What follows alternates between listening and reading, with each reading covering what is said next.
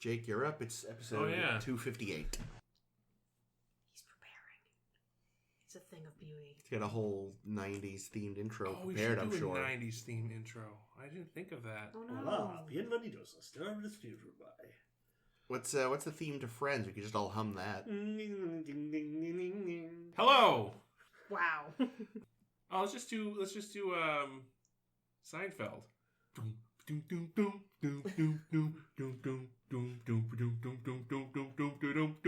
Yeah, that's recognizably the Seinfeld theme. Sorta? I mean, here's the thing. I can't think of it off the top of my head, so as far as I'm concerned, that's That right. sounded right. It's also weirdly close to the Home Improvement theme, Which Jake knows the entire thing. Oh my god. Alright, so Chris, go back in the footage, find the time where Jake sang literally the entire Home Improvement theme. Did he do that? He did. Oh, yeah, that sounds about right. Oh, I know what we could do.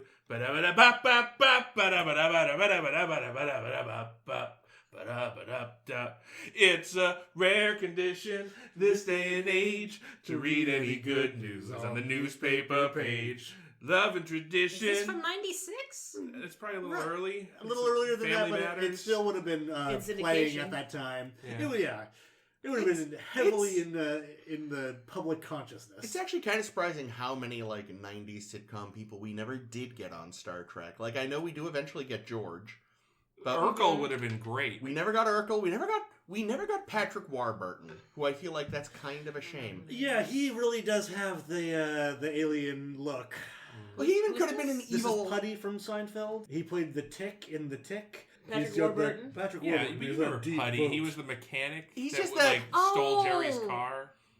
He's The a one that who was guy. dating Elaine? Yeah. Okay, that guy. Yes. I do remember that guy. He also maybe would make a good evil admiral. He would make a good evil admiral. Actually, he is an admiral on Space Force right now. No He kidding. is, that's right. Yeah. Which Space is Force is not terrible. good. It's real bad. I liked the part of the first season that I saw. The Space Force is kind of middling at the moment, but I'm willing to give it some more. But the monkey episode from the first season made me laugh I remember extremely that. hard. That was pretty good. Yeah. Anyway, It's one of those shows that is worse than the sum of its parts. Because Yeah. all of the actors are pretty good. I yeah, don't it's got know. it's got a good cast. It's got Dame John Malkovich in it, who never plays anyone but John Malkovich. John Malkovich is But he does an excellent in excellent Space John Force. Malkovich in That's this the show. thing, Yeah. Yeah, you hire John Malkovich to be John Malkovich. Yeah, You like want Chris to be, Walken. you want being John Malkovich.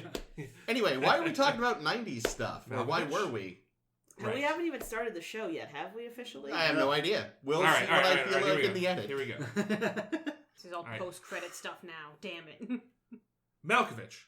Malkovich. Malkovich. Malkovich. Malkovich. Malkovich. Malkovich. Malkovich. Malkovich. Malkovich. Malkovich? Malkovich. And Malkovich! Malkovich! Malkovich! Malkovich! Malkovich! Malkovich! Malkovich. Now That that's word has- post-credits content. That word has lost all meaning. Semantic satiation. All right, for real.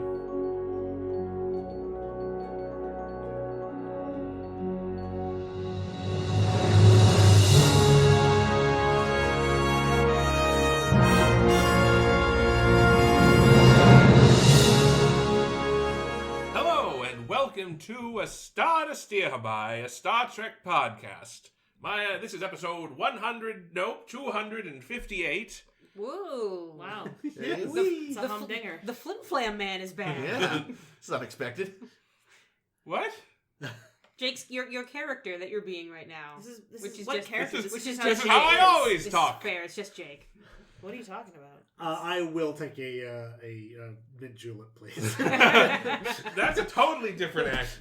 Now I say, it's Star to Steer By, Star Trek podcast. I have my mint julep here. You flatter me, sir. You flatter You flatter me, sir. You flatter me. Yay, we've gone off the rails. All right. We're Anyway, never this is a gonna Star to talk Steer about Star By. Trek. Star to Steer By, episode 258. Woo! Yeah! Yeah! Motherfucker!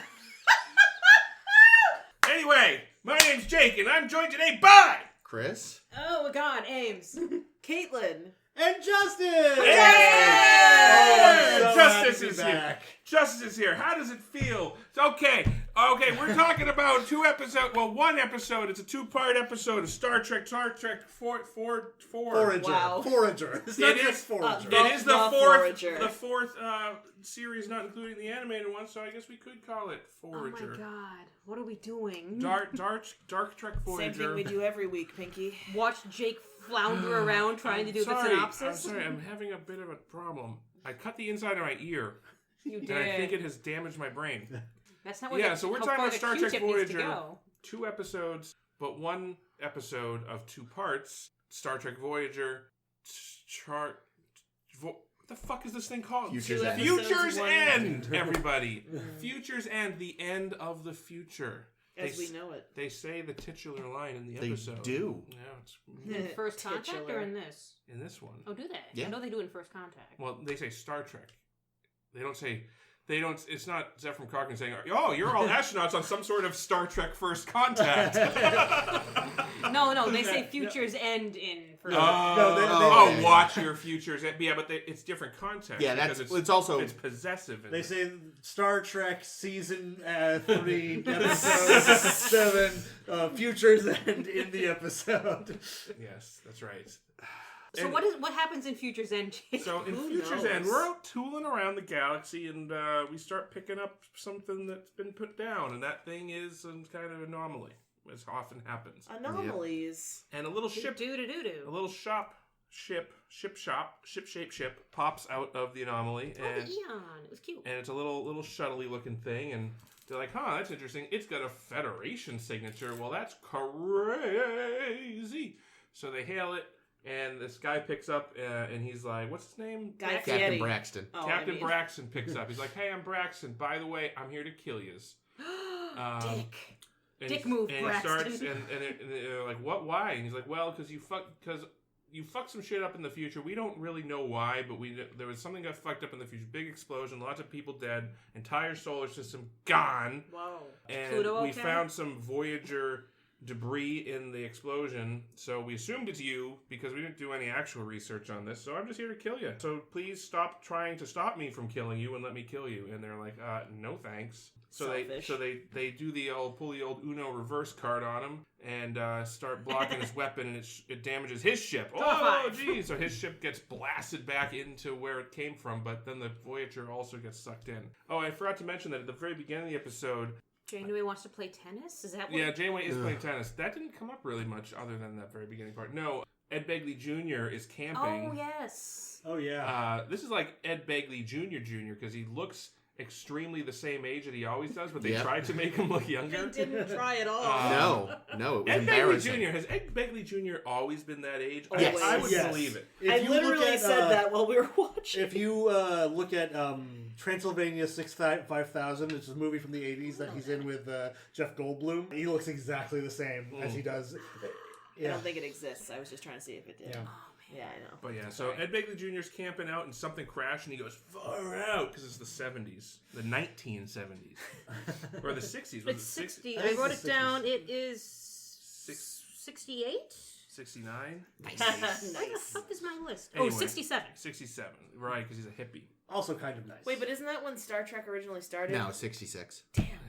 Anywho, so Voyager gets pulled into this anomaly, and they're like, "Wait a minute, we're not where we were. We're home. We're at Earth." Yay, that was easy. And Janeway's like, "Great, call Starfleet, tell them we're here." And then they're like, "But Starfleet's not here at all." "Well, what?" And then they're like, "Oh shit, we're in 1996." And we're, what? Oh no. Is it going to be the whole song No. again? Yeah, they start picking up Home Improvement on the airwaves. Yes. Neelix fucking loves it. He's like this Wilson character is quite interesting. I know. I feel like he would just really like Richard Karn's character. Who doesn't? I mean, Yeah. I feel like Richard Karn not being good is sort of like an in-joke to some part of the world, so I don't know. Poor guy. But I don't know. I like Richard As a Karn. He's person fine. or an actor? No, like his character on Okay.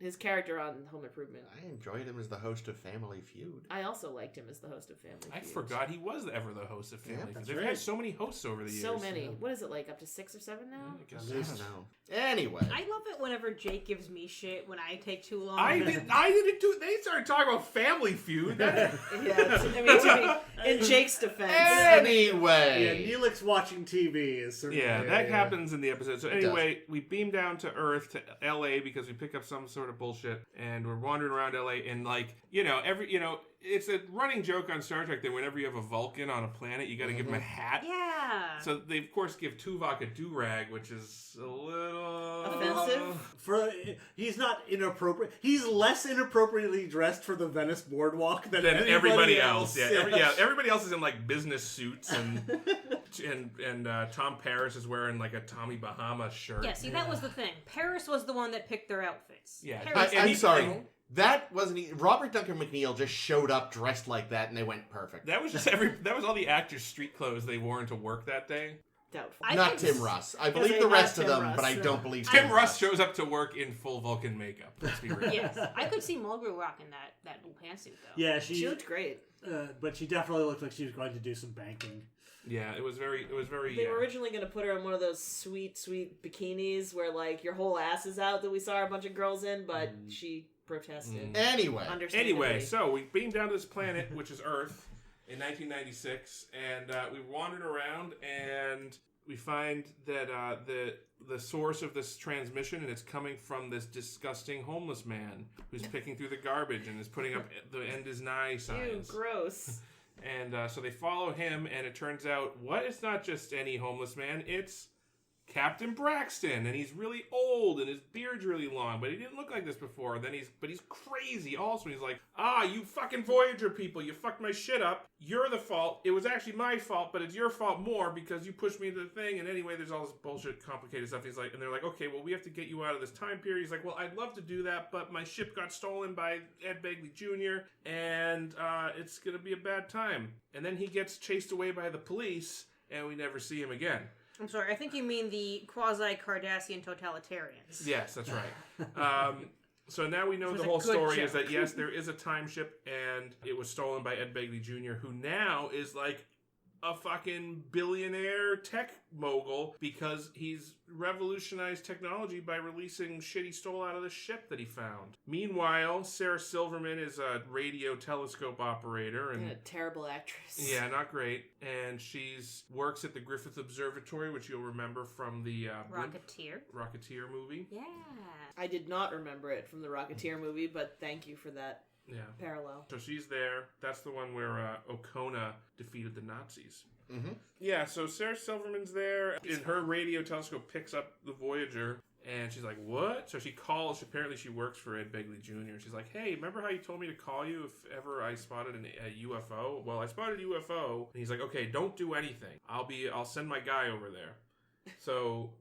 instead of doing nothing, she sends a message to Voyager, which Harry Kim in command picks up, and the communications officer, who we've never met before, is like, hey, do you want me to respond? He's like, no, we don't respond. Yeah, I said the same thing. You fucking dipstick. It's your first fucking day. Thank asshole. you, Harry. Harry is the But hero. he calls up our friends on the planet, and he's like, hey, we just got a phone call from Earth, and they're like, shit, go find this. So Tuvok and Paris steal a pickup truck, as you do. They took it for a test drive. I really wanted to see the scene at the dealership. People get phased. Oh yeah, there's a bad guy. They get phased. They manage to fuck up Silverman's computer enough that she can't do it, but then they have an adventure together. They all go off together because they're being chased by this madman. In her fucking sweet Volkswagen bus. Yeah. A bunch of shit happens. I really don't want to do this whole fucking synopsis. It's taking way too fucking long. But needless to say, Ed Begley Jr. kidnaps the Doctor. Don't ask how. It just happens. He, magic hack downloaded him from Voyager. He pulled an Uno reverse. He got the Doctor. Meanwhile, I can't get a fucking Gmail that I sent 2 seconds ago to fucking be recovered and stopped. But he can fucking download the whole ass Doctor in 1996. Which really, at the end of the day... On dial-up. Why are you emailing me? The point of this whole bizarre two-parter, let's be honest, was just an excuse to give the EMH his mobile emitter, which at least something good comes out of this. I got stories on that. So, let's get through the synopsis. The Doctor, he steals the Doctor. Who knows why? But he does. New tech he wants. That kind of dick pics. Oh my. Yeah, he's got the time ship. They try to steal it back. It doesn't work. He steals the doctor. Then he tries to use the doctor to steal the girl, but the girl's with Tom. And the doctor punches the fuck out of somebody. It was the great. The doctor gets punched like 10 times in the face, and then he punches somebody 10 times in the face, and it's great. Lots of punching. Mm-hmm. Ed Begley Jr. gets captured, but then he managed to escape with the help of his friends. Some, like, right-winger, Ruby Ridge type people. Holy shit. Kidnap Balana and Gonna do Chakotay. horrible things to them. Yeah. Like, I was like, Jesus Christ. Yeah, there was The some... vibe was really bad. It was not great. So they get kidnapped, but they get rescued somehow. By the doctor. And Tim Ross. I mean, Tuvok. Oh, yeah, Jesus. so the doctor, like, uses his photon powers to not get shot by these right-wing people. And then they chase this truck, and there's a horrible CG explosion. Yep. But turns out the time ship wasn't in the truck. What? There was just some tachyon emitter or some shit. They were fooling the old them. Uno reverse. That's coming up a lot in this episode. By you. By you, Jake. I'm pretty sure it was Tuvok that said it. But yeah, so it turns out Ed Begley Jr. took the time ship, and he was going to go into the future, but we know that causes an explosion. So... Janeway pulls a Tuvok. So we straight up murder him. Yeah, Janeway pulls the Uno reverse and murders him. I think we have our title, Chris. The Uno reverse. Yeah. It's the only logical thing. So yeah, he dies. Skip. Then he's dead, and the Captain Braston shows back up, but he's young again, and he's in his old ship, and he's like, "Yeah, I don't know anything you're talking about. I'm only here because we detected you in this time period, and you're not supposed to be here. And our job as like time cops is to let you not let you do that, even though we've never shown up and stopped anybody else from doing it." They yelled at Cisco after the fact once. So I'm just here to take you back to your own time. And they're like, "Oh, cool. Well, could you take us back to our own time, but like keep us here at Earth?" And he's like, "Fuck no." And nope. Hero of the show. Well, but wouldn't that be technically fucking with the timeline if he did that? Yes. So that's of course he excuse. can't. Yeah. But of course not. Then I mean, come on, guys. Okay. So I want to start this because I know our favorite guest of the day, Justice, is here. You can say all time. Okay. I mean, everybody else should feel insulted. They should. And this is your first Voyager episode? This is the first episodes of Voyager I've ever seen. Holy shit. I tried watching the pilot once, but it was when, Seth was young and we just didn't get through it because we were distracted. And I've always meant to come back. But overall, I thought this was pretty good. If you thought this was pretty good, you're gonna love everything else. I was just thinking that it's a terrible place to start. But yeah, if you liked so it, then it's not a bad place to start. I don't think it's not a good place to start. I'll put it this way: when the first episode finished, I was like, that was pretty solid. And when the second episode finished, I was like, oh right, Star Trek two-parters. Oh no, yeah, that's true. Why was this a two-parter? They are so bad at two-parters. Here's the thing about this two-parter. Oh. They originally were planning it to be a 3 or 4-parter. No. But they couldn't find a reason to make it do that, and they said, well, let's shrink it down so that we keep the plot concise. The plot in part 2 is all over the fucking place because there are way too many characters on Voyager. The thing is, holy shit. It feels like they already had, this is the problem, as is often the problem with Star Trek two-parters. Yeah. They had too much material for a one-parter. Not enough material for a two-parter. So I think, that's half the reason for the whole deeply uncomfortable Arizona subplot. Yeah. Because, that was totally unnecessary. Felt completely detached from everything else. How did they get to Arizona from California? How did they do it so quickly? I was just wondering that, too. How long does that drive take? Didn't the transporters get working again? I thought they took the van. I thought they literally just drove. No, they were in the shuttle pod. Oh, no. Chakotay. Chakotay. Yeah, the rescue but how did the Doctor and Tuvok get there? Oh, that's and again, that whole thing was just very uncomfortable. I think the Doctor and Tuvok got beamed there. Did they? And I don't know. I think you put it best though. When the redneck there saw, some black fella and a bald guy. It's like he did not say black man. Yeah, no. So I've got to say I'm impressed by the actor who managed to say black man in such a way that we understood what he was really saying. Yeah, it was coming through the universal translator. Yeah, that's right. Yeah. Yeah, I'm surprised there weren't a ton of racism thrown at B'Elanna and There was a good Chakotay. amount. It was a bit. Enough. Yeah. I mean, There's an Indian guy here. they kept called calling him him Chief, Chief. which was They did call him Chief, yeah. that's Which true. was somehow less racist than some of the not racist That's true. air quote like hilarious like, oh, can you Native Americans turn into birds? Ugh. Ha ha. Like yeah, I mean, yeah. But yeah, that whole sequence just smacked of we ran out of episode. We needed to make sure it was clear what B'Elanna and Chakotay were up to during Didn't this care. time. just like the rest of the time, fucking nothing interesting, at least on Chakotay's part. Yeah, like honestly, they could have cut that whole sequence, and then we could have had the scene at the dealership. I really did want the scene at the dealership. I will say, in that segment when we're flying around with Torres and Chakotay and they're having a flyabout, and Chakotay tells the story of how he learned piloting, good for him. Yeah, I but like that was included. But I mean, the thing is, I was just sitting there, and I right as they were telling these fucking stories, it said it came in. Well, this fucking ran short, clearly. Also, why fucking? I was saying this the other day to somebody about how like Chakotay is just the worst terrorist in space. Because now he's like, oh, I've learned violence wasn't the way. So you fucking coward. Fuck you. You are the worst Maquis. Ugh. Well, he was an idealist. He right? was a schmuck. Yeah. Yeah, I don't know. I got the sense that really what they wanted to do in this episode was the whole Star Trek 4 thing. Where, They did Where so everybody badly. has their own individual adventure. And I think it would have worked in a feature film. I don't think it works on the TV show as well. Having everybody split up and have their own little adventure. Yeah, it just really, yeah.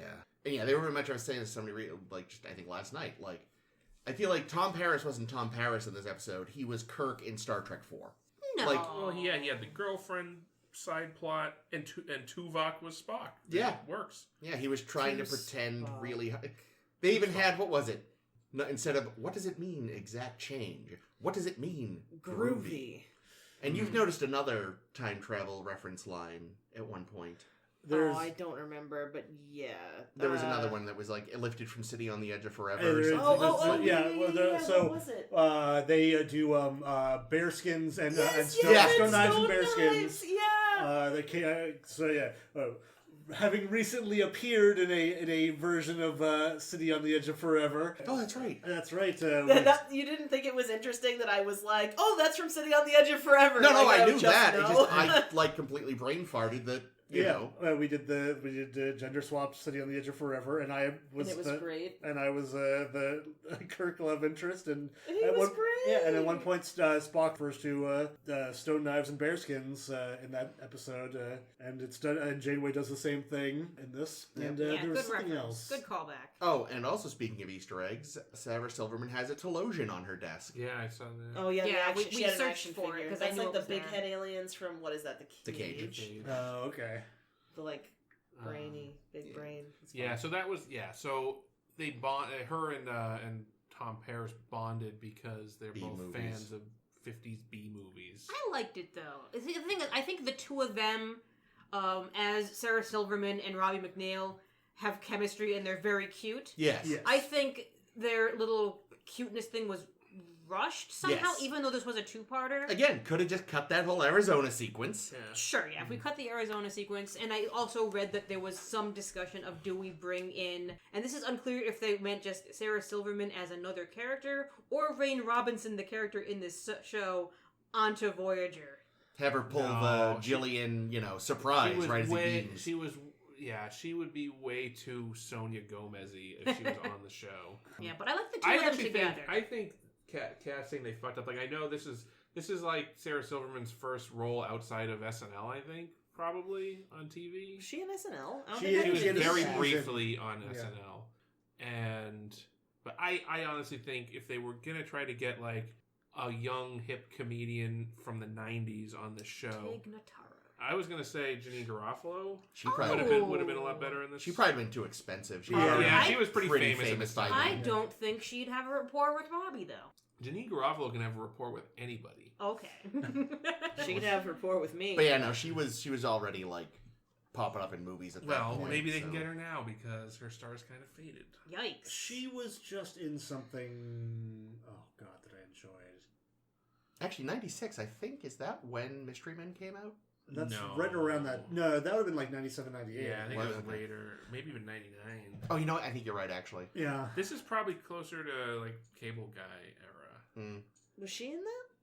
Yeah, she played the waitress in the medieval times. I forgot all about that. You're I right. saw it- We didn't know there were no forks Yeah. in medieval times. Therefore, there are no forks at medieval times. But there is Pepsi.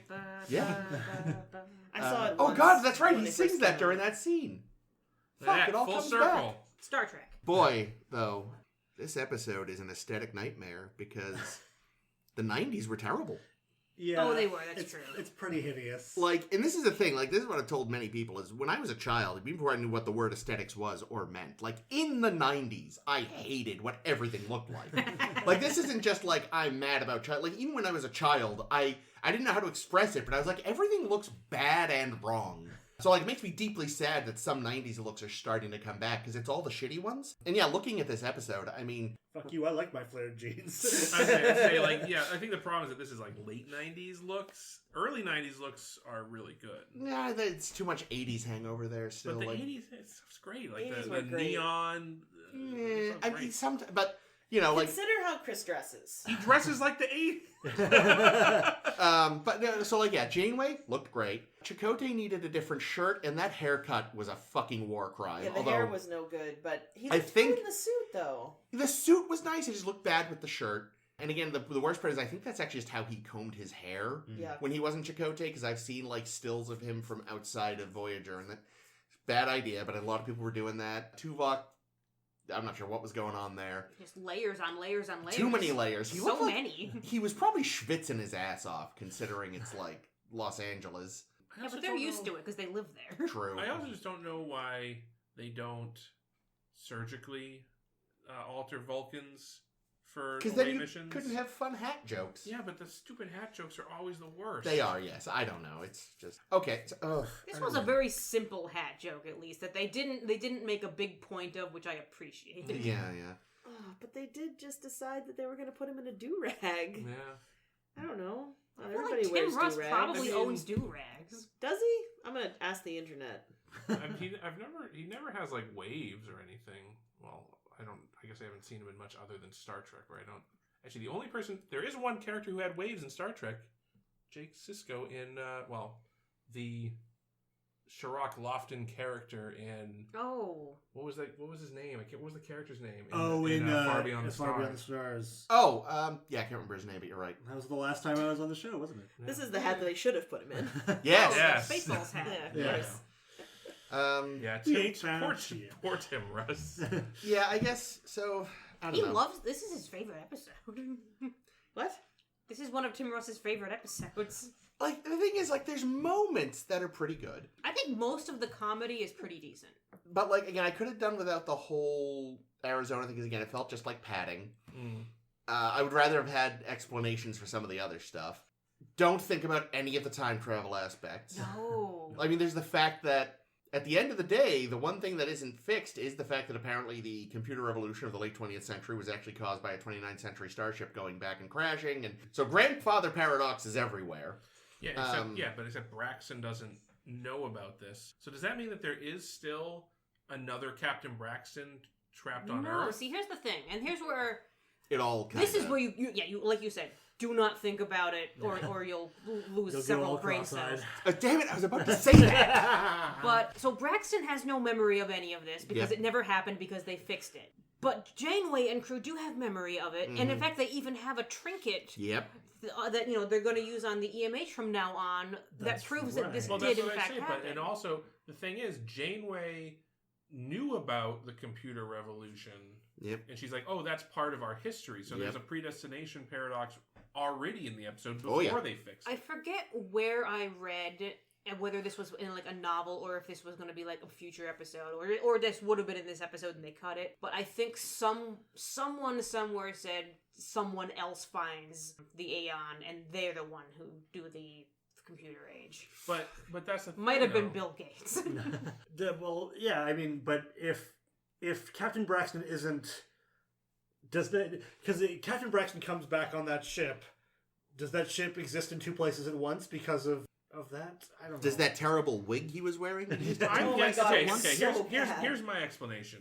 Of that wig? Voyager was close enough to the temporal explosion Mm-hmm. that it was not like it was like shielded in a way from the changes in the timeline. That's why Voyager's still there. Like in First Contact. Like in First Contact. So that's there's precedent for that kind of thing. Mhm. Does that happen by this point? I think First Contact's 97, Yeah, isn't it? that's true. First so Contact this is the literally precedent. came out between these episodes. Oh, there you go. Really? Jesus Christmas. So yeah, so there you go. There's the precedent right there. They were thinking about temporal stuff already. Okay, and here's the other thing. So, on the computer revolution, I think that Janeway was wrong. That the computer revolution that she's thinking about is the one that we already know about, the real one. But this is a different computer revolution. This is Okay, I would buy that this. this This is- makes more sense. because the technology that we see in this on this Earth that Ed Begley Jr. has come up with is way better than the technology that we actually had in I don't know. Did you see their 1996. computer graphics? Well, but Ugh. that's still better than what we had in 1996, oh my right? gosh. Got Rain Robinson playing Oregon Trail. You know, so like, because like things like hologram emitters, we didn't have those in 1996. I assume that was something he was keeping for himself from the Eon, though. Aeon, whatever. Yeah, I don't think he created mobile emitters. I think he just Not took mobile them. emitters, but just regular emitters. Oh yeah, regular Okay. holographic. But yeah, emitters. I feel like Because that's he was something even saying that, oh, we use these during presentations of new microprocessor designs. Mm. Like, that's why I have hollow emitters in my office. So other people have clearly seen them. Yeah. Also, like, But he I can't know- create more of them.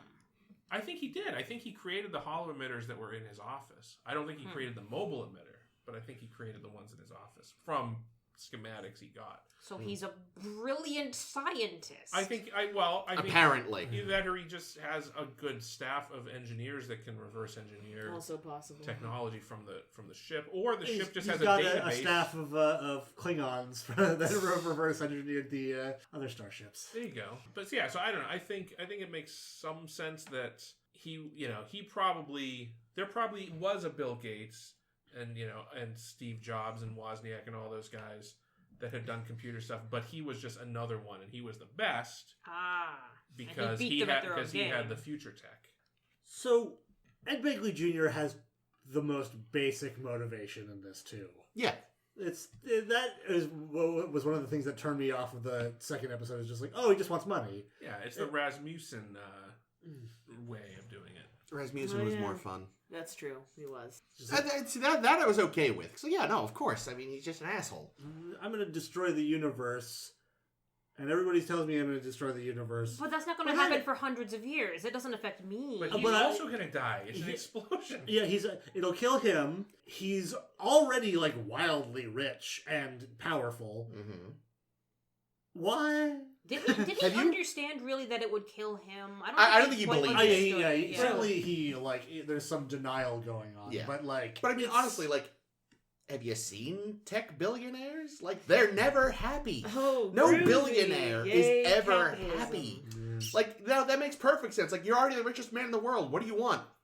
More? I want to go to Mars now. Yeah, Have like- fun. We could That would have be clean fine. water. Like, he but really, I want more he money. really is like the proto Elon Musk. It's interesting, Oh, I yeah, hate in a him. lot of in many ways, and it's really interesting that later Trek references Elon Musk as Yeah. like a visionary. That was a It's terrible like, idea. Oh, you just Step in played that. yourself, Star Trek. Hate that guy.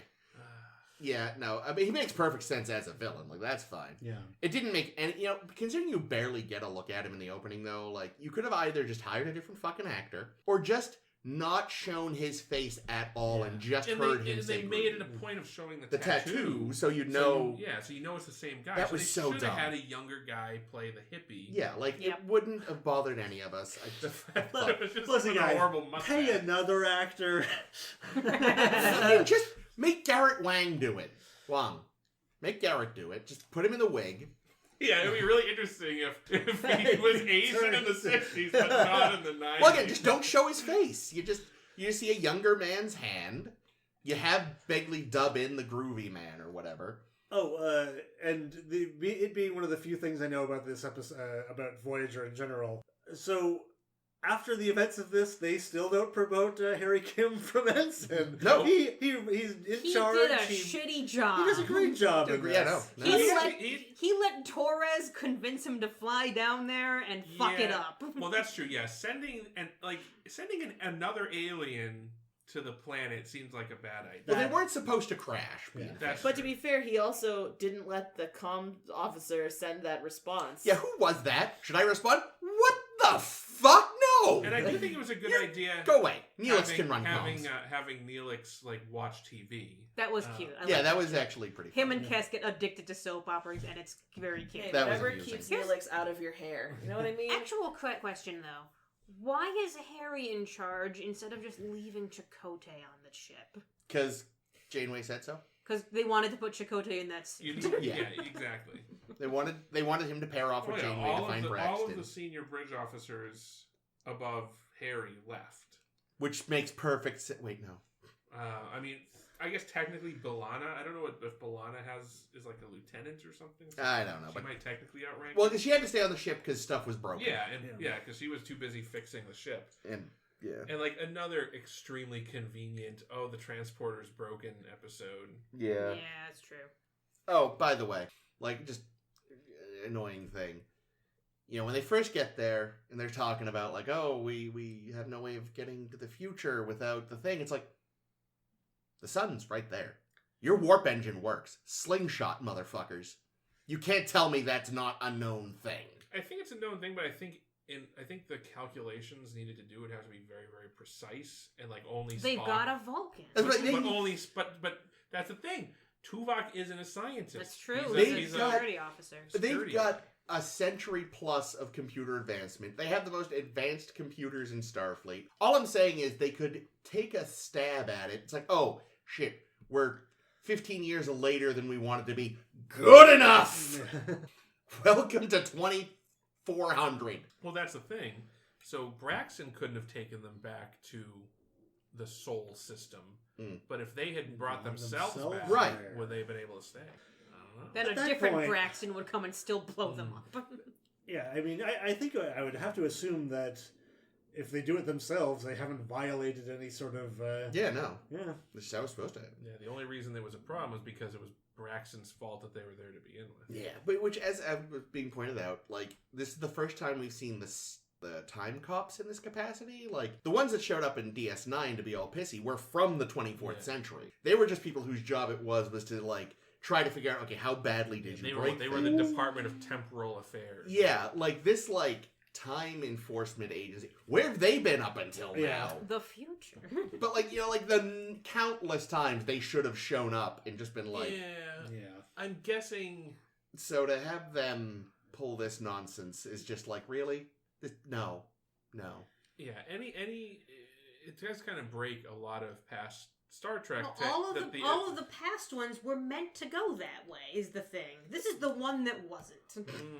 But here's the thing: is Braxton at the beginning violating his own? He does kind of sound like he maybe went rogue. Yeah, because he's either that explosion is supposed to happen, or him being there fucks it up so that the explosion happens. Maybe he did know that it was somehow his fault that it happened. Because, Why even... If you're so concerned about the timeline, why even create time ships? You're just asking for people to misuse them. That's true. Because people can use time travel without time ships. No, I know. There are myriad ways we've seen people go fuck with the past. I know, and eventually we're going to get to Enterprise and the Temporal Cold War. I think that would be an interesting, no. and we meet more time cops too. Temporal Cold War. Oh yeah, it's a terrible idea. But I do think a Star Trek series that followed a time ship could be interesting. Like It's called Doctor Who. yeah, but like not just like a little shuttle with one dude, but like an actual starship. Yeah, crew and with a crew, and it's like we have to fix shit. Like we're going to see in a future episode featuring the time cops. See, I feel like though that joking aside, but it's like we've got Doctor Who, we've got Quantum Leap, like that's been done by other people. Yeah, but and I think Quantum Leap with Star Trek paint wouldn't look so. Would be pretty cool. But then who would play the main character? That's true. It would be Captain Archer. I just say, wait, Scott Bakula? Yeah. I don't know. I don't know if I'd want Quantum Leap with Star Trek paint. After a while, it's just like... Or I guess also Legends of Tomorrow sort of is that now. Yeah. I don't know. I don't know what that is. That's Is a it a DC DC show show, on yeah. the CW. It's actually, I mean, I've only seen the first season, Dick but cock. it's pretty decent. Exactly, Yeah. Dick Cock. Exactly. Yeah. Dick Cock. Wild Bill Dick Cock. Yeah, so a couple other things. He sounds like a party. in the timeline right now that just get hand waved away because of course they do, is we're supposed to be in the prime era of the eugenics wars. Yep. When they go back in time. And I even read, I know we spotted the little Telosian on Rain's desk. Apparently there's also a model of the Botany Bay. Oh, Jesus. Oh no. Which is quite funny considering they just basically said we couldn't possibly try to explain the eugenics wars in this without too much more shit having to be explained, so we just didn't. Which probably is the better way to go about it, unless you're actually making your episode about the eugenics wars, which now may or may not even have happened anymore. Question marks. No one knows. I'm guessing. Let's see. When was City on the Edge of Forever? Wait. Like when it 1930? take place? No, like what episode order? Was it before or after Space Seed? Oh. Before, because it was season before. 1. Okay. Space Seed was season 1. Oh, you're right. Spacey was also season 1. Hold on. But wait, Oh, in that City case, it was after, because Oh. it was toward the end of season 1. Okay. Then Wait, was it season 1? Yes. Never mind. My theory won't hold because I was gonna say maybe because so although she still died, the circumstances of Edith Keeler's death were different than they originally were. So maybe that change meant that the eugenics wars didn't happen. So the guy that was driving the truck that hit Edith Keeler Was- would have been the one. Was assume Son of a bitch. the guys. Base Seed was episode 22 of season 1. City on the Edge of Forever was episode 28 of season 1. Here's what we do. Here's how we explain any kind of weirdness with the timeline. Temporal Cold War. Yeah, So we're not going to understand until Enterprise. No, I just mean like they don't explain it there I mean, either. there's I just also mean Oh, okay, there's good. also Nazi aliens, right? yeah. It's just We haven't gotten to Nazi. they've aliens also yet. like Oh, just no. they had to push back, First Contact Day and all that. Well, not day, but like the first warp flight originally was in the year 2000. Okay, So I mean, here's the best rationality I've read, and that's in a novel series, because they always are in a novel series called The Eugenics Wars, where they claim that the eugenics wars themselves were actually kept secret. And it was a bunch of secret, cons and cons followers doing all this shit that no one ever knew about. And yet somehow in the future, MacGyvers and Kirk know all about it. But God, no, it doesn't. Nope. It's just Nope. easiest to just not think about it it. gets declassified. But yeah, I just, the time travel, like, there's just so much of what Star Trek says about the 20th century needs to be taken with, like, barrels of salt. Hell, even some of TNG stuff, like, it's just, you have to just go with, like, look, they just... Fermat's last theorem, right? Wasn't that? That too, yeah. There was an episode where they said that, that's still never been solved, and it's been solved for like 20 years now. Yeah. And it's also just like, I don't know, I forget. I think we're supposed to have had World War III by now, even by TNG's definition originally. I don't remember, but Well, I don't. Give it time. I know you guys aren't caught up on Picard. we haven't even started. You idiot! We just You're missing all the good references. I know, You idiot. Wow. have not. Well, no, the thing is, because I know you also read Star Trek shit posting, so you're I've getting been trying to spoiled avoid on it. everything. Yeah. On all the good single joke. Well, I mean, I told you that, like, the fact that, like, Cisco goes away at the end of Deep Space Nine, like, got revealed to me. We were almost there. Oh, is that what got revealed to you? Oh shit! See, I I, was thought so what got revealed to you was fucking that mad. Rom becomes the Nagus. But anyway, No, nope, that never was revealed to me. I forget It's what a the fuck I wonderful was going thing. to say now. Shit, Something. sorry, Oh yeah, Caitlin so sucks. yeah, Picard is in 2024 right now, and for a while, Wow. spoilers. I know this is why you can't go on Star Trek ship hosting right now. And Jake has been saying over and over again, Bell riots. Yep. Bell riots. Yeah. Where are the bell I mean, riots? in their defense, they have made reference to sanctuary districts, so they are keeping that. But they're not really doing anything with it, which is irritating because they have content that they're not mining for what it's worth. And god damn it. Well, the really complicated thing, of course, is that we've caught up to what the fuck was that episode even called? Bell riots. Yeah, we've almost caught up to the Bell riots. I wanted to call it Future's End. Anyway, we've almost caught up to that point in the real world, and again, like the fashion is totally different. that too. But it's not going to be. I mean, for all the well, I don't know. Then again, the way things are going, give it a year. I saw a headline today that said Elon Musk has a novel idea to deal with homelessness. I didn't read the article because he can go to hell, but maybe it's sanctuary Blast districts. them to Mars. Yeah. Oh, that's always been his plan, so that they can be his slaves. Fucking hate that guy. Obviously. But like, you know, we may die, but that's a risk I'm willing to He's take. gonna strap Starlink satellites to them so that they can be roving access points. oh Is that god. for Shrek? Ah. Did you just quote Shrek? Yes, of course I quoted Shrek. But They're there, Thank you Justice. so much. They're there. But yeah, it's like it's again that awkward thing of Voyager caught up to the eugenics wars. They Oops. haven't. Oh yeah, the eugenics wars. Yeah, we haven't caught up to. I think it's past tense. Past tense. Past tense. We're part catching 20. up to past tense soon, and like thing is, by the events of past tense, these like sanctuary districts had already existed for a while. We're also supposed to have had the fucking British baseball teams by this point. Like again, just Star Trek. It's totally fine with me if Star Trek takes place in an alternate universe. Yeah, exactly, but see, there are Ooh, too there it many is. people who insist on trying to explain these things instead of That's your just first mistake. going like, It's- fuck it, don't worry about it, it's fucking television, you loser. Yeah, it's a fucking made-up television show. Why do you want it to hit the same date so hard? That's Like, so weird. One thing, People are mild weird. spoilers for I am season... angry that a show made in 1966 did not correctly predict the 21st century. Here, I can tie it to this episode. Do It's it. that I got it. everybody in the future has the same problem that Tom Paris has in this episode, where he's very close to the dates, but but he's just a little bit off. Yeah. Yeah. No one calls themselves a secret agent. It He did- was cute. I liked it. the groovy and all that, it made me think of when the Roswell episode of Futurama, where the professor is 10 years off in one direction and Leela's 10 years off in another from 1947. Well, there's another good Futurama joke where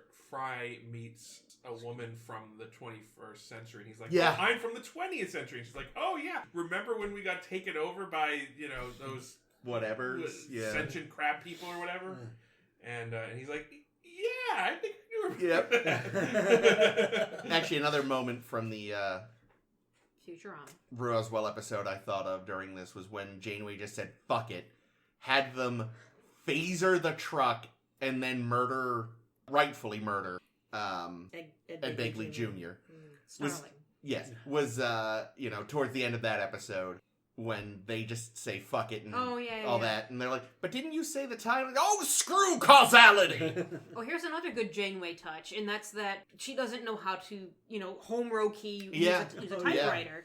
And Chakotay even comments, and why the fuck would Chakotay know how to, use a I keyboard? don't know, his fucking father. Probably. Yeah, They has exactly. tons of typewriters at home. Oh. But, Janeway's like, I don't know how to type. So she's hunt and pecking, and it's Yep. very cute. And then she gets slightly faster with the hunt and pecking, but she's still not actively, home Yeah. row key typing. Yeah. Unlike Ed Begley Jr., who refuses to move his fingers Yeah, from he the just- home row and just keeps going tackety tackety tackety tack on Yeah, one row. I'm gonna go on a limb here and say that neither Ed Begley Jr. or Kate Mulgrew actually type. I mean, they might now. I mean, I type, but I never got home row into my head. I don't think it's necessarily home row, proper typing, but Oh yeah, the fact that she clearly doesn't type at all. yeah, That was a nice touch. The fact that she's not typing with with all 5 of her Yeah. fingers. Yeah. But she doesn't, why would she know where each key is? Yeah, they don't. They probably use a Dvorak keyboard in the future. They're more Well, wait, practical. but you're saying Kate Mulgrew the person, I'm not thinking, Janeway the I'm character. gonna guess that it was both a character choice and just the fact that Kate Mulgrew is. Yeah, I would is agree with is a that. typist. Because Yeah, why would an actor know how to type?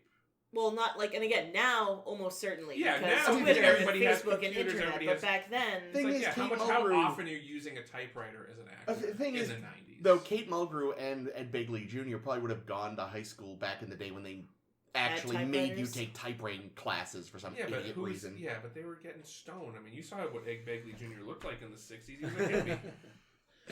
Oh, God. You I say love this. Ed My Begley mother Jr. was a typewriting teacher. Yeah, yeah. That's me. It used to be a real fucking class. She specifically told me when I was in high school, don't take keyboarding. You will fail because you don't use the right fingers on the right keys. Take computer applications instead. You know, so I And now I excel at Excel. I was Ah. just gonna say, everything I know about Excel I learned in the 8th grade, and it's all still good. You can still use all that shit. Anyway, this nonsense. What nonsense. Is there Episode. anything more about this episode? I largely enjoy these episodes, and I think it's because there's a lot of the action kept keeping me interested. I think the like you said, the going to Arizona was the detriment of these episodes. Oh, so much. I thought most of the comedy landed in a pretty decent way. I thought I ship Rain and Tom, even though I probably shouldn't. That's Yeah, what Chris said. That is, I Yeah. admit it. I liked them together, even if it didn't make a ton of sense. Yeah, Sarah hate Silverman isn't acting the best in this episode, but she's still pretty charming. Yeah. Yeah. She's fine. We've seen fucking far worse. Oh yeah. I just didn't buy her as a slob, and they kept trying to present her as a slob. That's kind of true, actually. Yeah, like when she comes in with the pizza box, she's like, and it's like, yeah. Yeah, Oh, this was no. also Dennis, remember I said something about sexy Dennis Nedry vibes, and Chris was like, "You mean Dennis Nedry vibes?" And I was like, "Nope. Sorry." And I you're noticed absolutely right. that she had a model on her monitor that was the dinosaur that killed Nedry. Well, wasn't that? Or was Did it, she really? Oh, I thought it was just one of those flared Dilapidus? neck lizards. I thought it was one of the ones. I thought it was the thing went. Well, yeah, but I thought because there are actual lizards that still have that. I thought it was one of those. Well, I choose to believe Jake's assumed head it was a canon. Nedry reference. Here's the thing: it still could have been. Maybe they just couldn't find a good Dilophosaurus or whatever it was with the fringe out. So they were like, "Well, this will have to do." Did you hear him just then? The Dilophosaurus or whatever. Because I'm probably wrong. We're all wrong. it's all fine. I want to talk a little bit about EMH. Yeah, Because he yeah. gets to have some fun.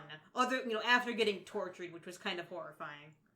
Looking at the Dilophosaurus. It's the fucking Dilophosaurus, Yeah, all right. way to go. Listen to Chris over here. The Let me see, let me Dilophosaurus. see Not what that I it's know what it is called. And this being my first time watching the episode and realizing that the EMH doesn't get to leave Sick bay. a sick bay before this, I'm like, oh, I want. This makes me want to watch Voyager, but it doesn't make me want to watch Voyager without Robert Picardo getting to fuck around and do stuff. Oh, He does fucks great stuff around anyway. and does stuff. Yeah, Okay, yeah. yeah, Don't worry, he's also, still great. he doesn't. Robert Picardo basically isn't in the first half of the first episode of it at all. Not much, no. No, I think he didn't show up until the second episode because I remember getting to the end and being like, oh, I haven't seen any Robert Picardo yet. Yeah. Yeah, and that's one of the problems. I think that the writers must have realized that they really fucked up by creating a character that can only be in one room. Yeah. Mm.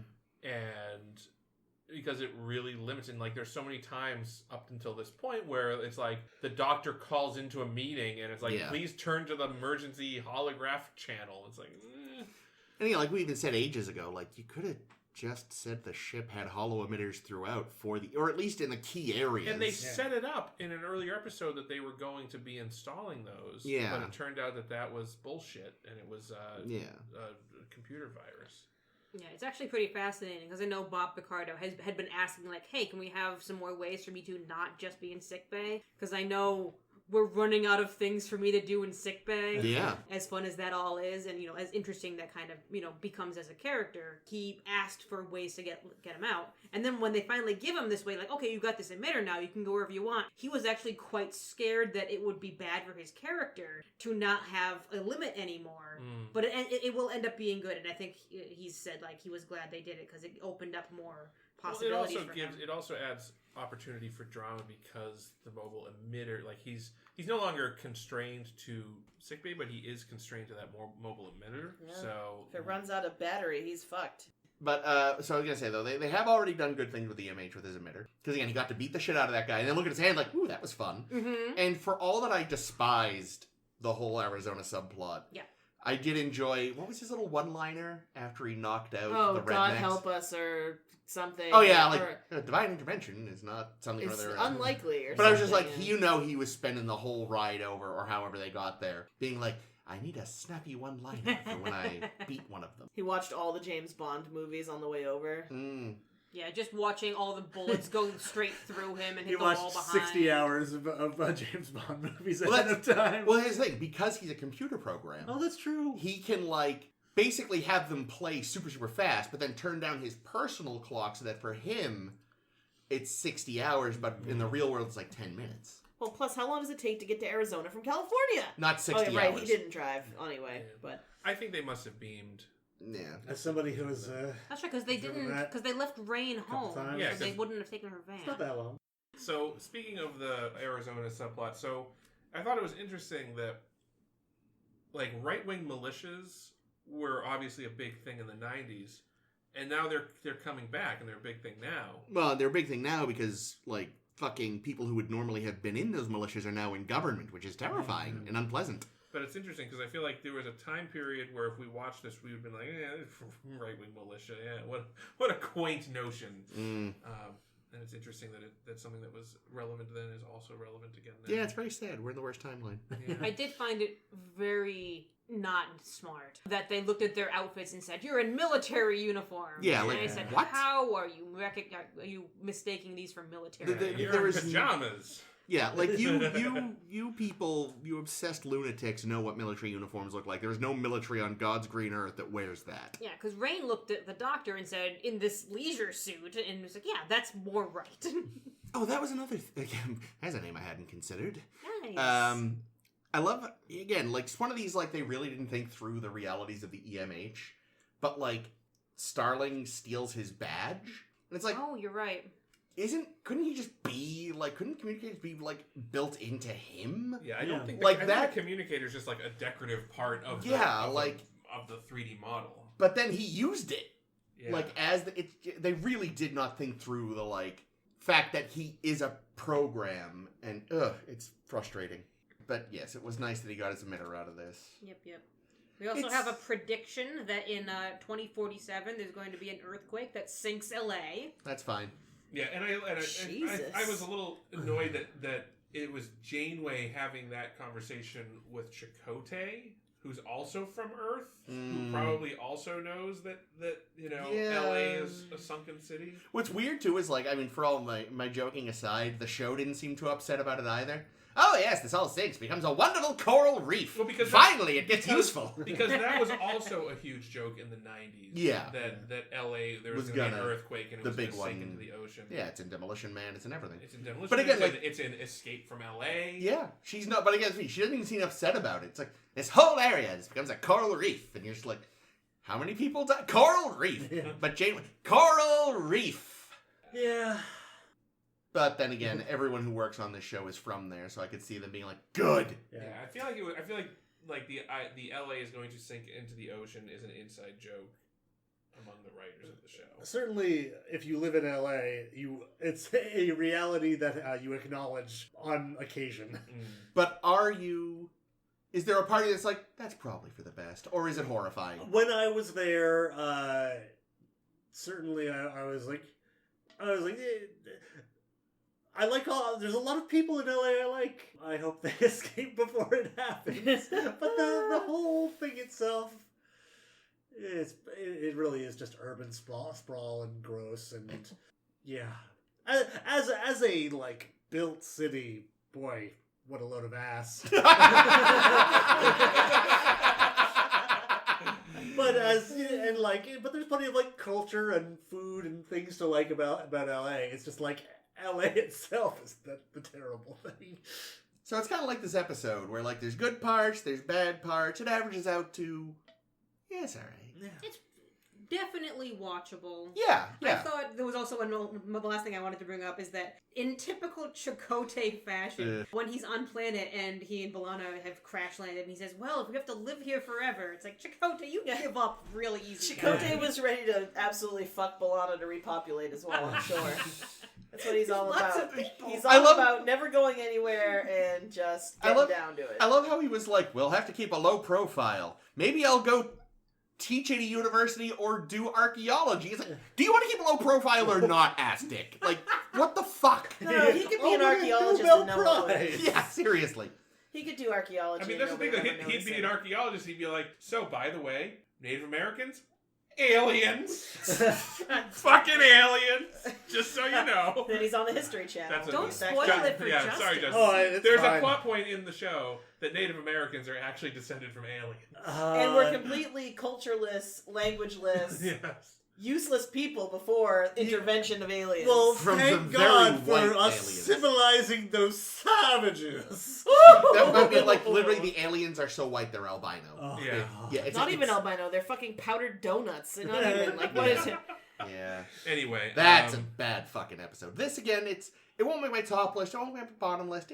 It has some moments I will think on fondly. Some moments Well, I I will don't know not. if it's gonna make my bottom list because we haven't seen all these episodes yet. I just mean in Man, general, so it's not. good. If it okay, honestly, if it makes my bottom list, then this is a phenomenal fucking season. That's true. Yeah. This is so funny because before you guys got here, and I was mentioning to Justice, like it's a coin flip if Chris and Caitlin will like this episode because it's got some fun elements. It and does. They usually like fun, but they also love shitting on Voyager. And it also seems No, the like thing it sounds is, like I it was a really coin like- flip, but the coin landed on its side. Here's the thing, Ames. I actually really like Voyager. You could I fool like- me, Jesus I Christ. like it a lot. I think if we look at it like I actually think in general we were both pretty positive on the first season. The second season was a bit more uneven, just based on our kind of I think we were talking about at the end of year stuff. You know what it is? It's because you still shit on Neelix so much, even though we've learned more about Neelix. Oh, Neelix doesn't bother I me think you anymore. do it just because it's fun. I honestly, on any given day, I either like Neelix or can't stand Neelix, and it's probably I'm like that with most people. Again, for me, I'm just at the mean- point where I don't mind Neelix. I still, as I said before, I don't believe that him and Kat... this, I will admit, them becoming obsessed with soaps together is one of the few times where I was like, maybe they are a couple. Aww. But most of the time, I don't buy them as... I buy them as friends, but I don't buy them as a couple. And I need that to stop. Like that, I'm just like, this is the one thing. I like Neelix now. They well, finally don't did... worry, I- she's gonna leave. I am having my mind blown that he is supposed to be a part of a couple. Yeah, right? They just... Again, I think the actors, I believe their characters as buddies. But, and again, they finally stopped with jealous Neelix. Thank God. That was fucking awful. So I don't mind his character. I just don't believe they're an item. That's the one But- thing. I'm glad they are, because the only time that anyone ever tries to actually fuck with Kes, it gets nipped in the bud, and even though it means we have to see jealous, annoying Neelix, it also means that, Kes just gets to kind of be a human being the rest of the time, and not, the object of everyone's fucking boner constantly. That is true. So, as much as I don't like them together, I'm thank God they're together, because otherwise Kes would just be overly sexualized constantly That's until true. they ultimately replace her with 7 of 9 someday in the future. I also I think like that the that. writers have Thank kind you. of forgotten about Kes. That's true. They And were the- doing more with her previously. Yeah, and I feel like they're just I've heard that the actress was having problems on set Yeah. at this time, and that might be part of it. Well, she's sort of getting stuck being defined by her relationship to men again, because now it seems like it's her job to worry about the doctor. Mm. It's Mm. Yeah, I they're don't not know, really it- giving her enough to do as her own. Which is thing. too bad, because they've established so many things they could be doing with her. Well, wait till next week. She We could got a be good Kes episode boiling next week. Tuvok's Good, head. good. well, and she was also really good at she was doing all the doctory shit while the doctor wasn't doctoring. She seemed to be doing a pretty good job. Oh yeah, they So actually she's intelligent. She's got a lot of talent. I don't know. I really like Kes. they actually referenced his memory Oh, they issue. did. Yeah, briefly. they did come did. up. I was That's- never expecting that to come up No, again. no. I was just gonna say that was funny, because I feel like when we talked about it, it was yep, and we'll never see that again. But And it even- came up and it was an offhand remark. Yeah, it was. It still Still, hasn't. it counts.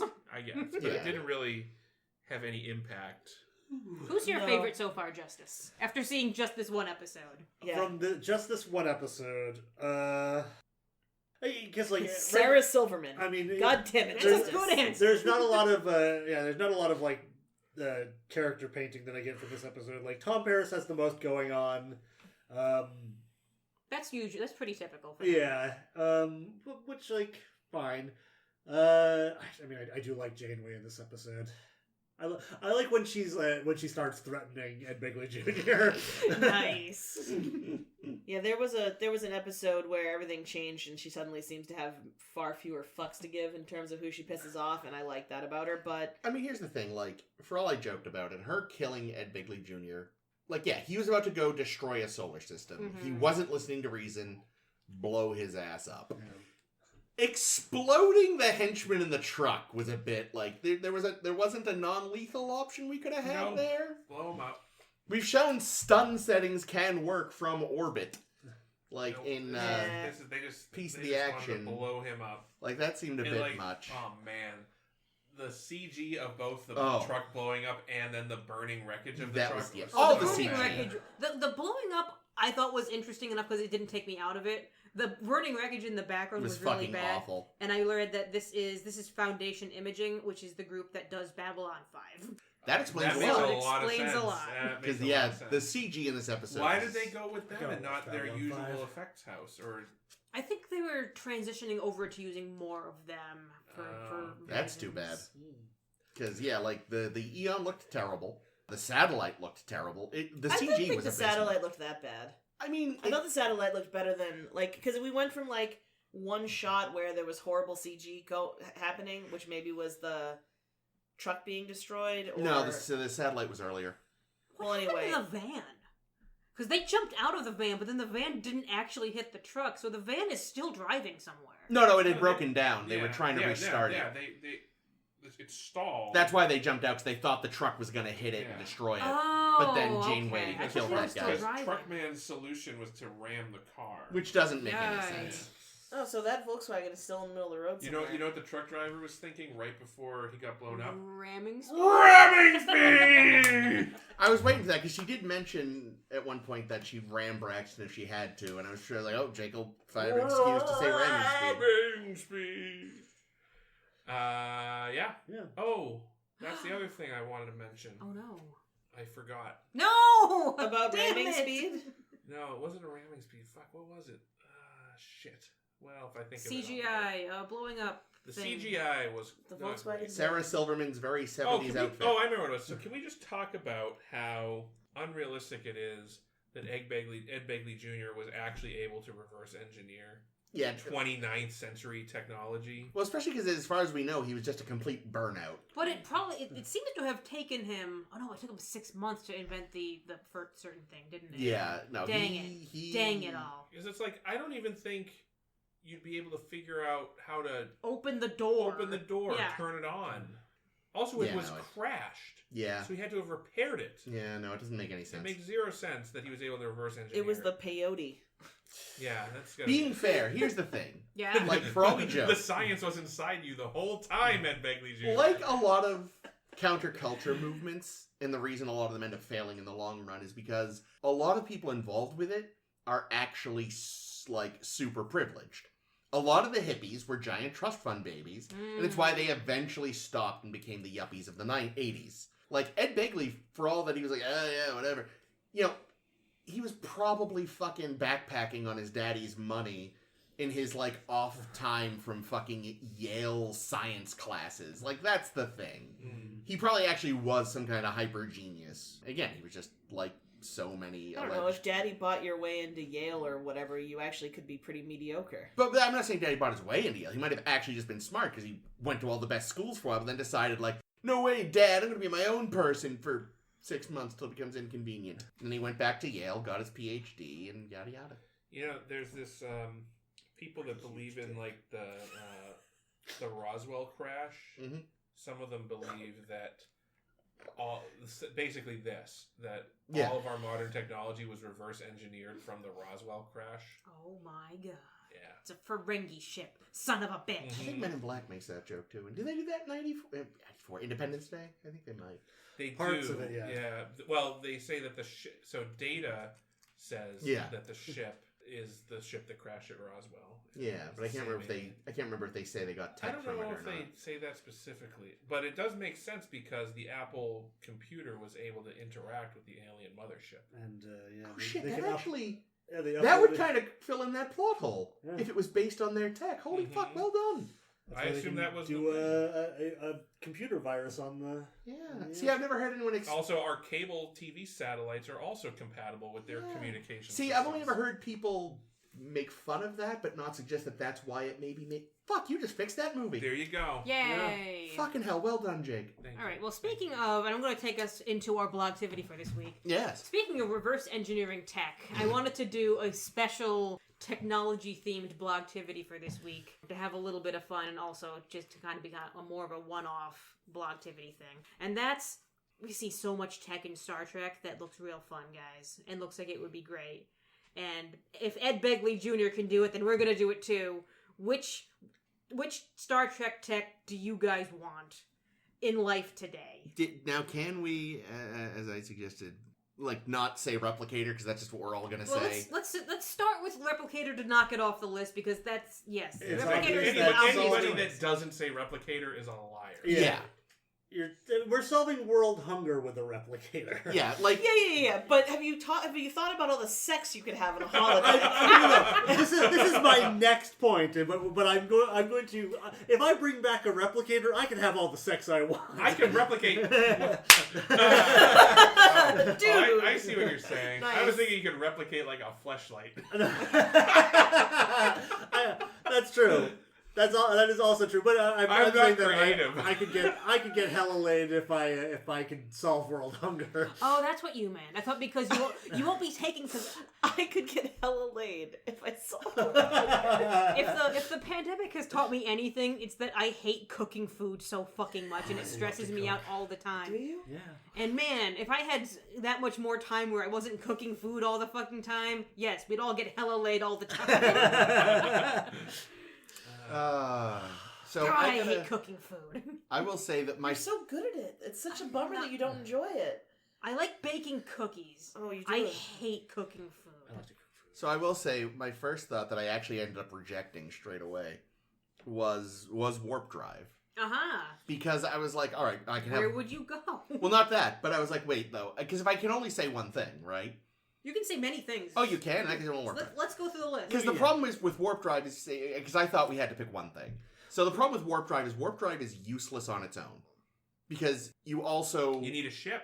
And dampeners With- and... right. You need Oh, inertial If you just dampeners. had a warp drive, you wouldn't be able to do anything. That's with true. it. But say you got a ship with warp drive but no inertial dampeners, you're dead. Yeah. You have a ship with warp drive and inertial dampeners but no deflector dish, still probably dead. So you Extremely warp dead. drive doesn't work without inertial dampeners and a deflector dish. Artificial gravity would be nice, although not strictly necessary. That's one thing that doesn't come up a lot with that show is like, they always talk, oh yeah, the inertial warp drive, the inertial... They never mention when artificial gravity was created by who or when, but obviously it was. Wait, can't we already do that? No. See, here's the thing, Chris. You should say Oh, warp yeah, I drive guess we don't. regardless as your pick, just so you can say fuck you to Elon Musk. Alright, that's why we do the vomit comet stuff or whatever in the airplanes where they do like fake zero-G. I don't Exactly. know what I was thinking of. I'm sorry. So I did come up with something else, but we'll get to that. Okay, cool. And yeah, just that's right. the transporter is oh yeah. because if being able to travel thousands of miles in the Planes blink of are an the eye. worst. I right now I have my job. I will have to travel for my job. I went down to Texas a few weeks ago, and God, I'm if sorry. I never get on a plane again, and or have to wait in an airport It'll and be then too soon. get delayed, and Oh. yeah, like planes are awful. Transporters, even if it's destroying and recreating me, it's better than a plane. See, that's the thing. I didn't even think of transporters because I think at the end of the day, even if they existed and were available, like you could totally do this, I would be too much of a coward to get in one. I Oh, Get wow. you I get over would, Weighing it. I it would up. be, but you know what Yep. happens is every time I get on a plane now, I close my eyes during the takeoff because that's the most common time for a. Oh yeah. No, I'm wrong. I don't like traveling by a plane either. Yeah. But like, and again, the existential crisis of the transporter is too much, Yeah. and the idea of at least if you die in All a plane you're, crash, all you're you're just dead. thinking of is Star Trek 1. Star Trek Yeah. 1. Yeah, but that happens once. That they've shown in the show. Yeah.